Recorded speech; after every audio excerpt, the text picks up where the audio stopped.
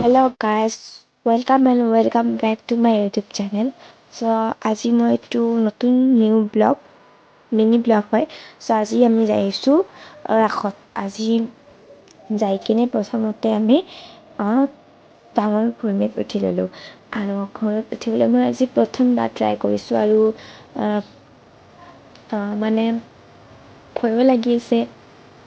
চ' এতিয়া মই আৰু মোৰ হাজবেণ্ড আছোঁ ঘূৰ্ণিত।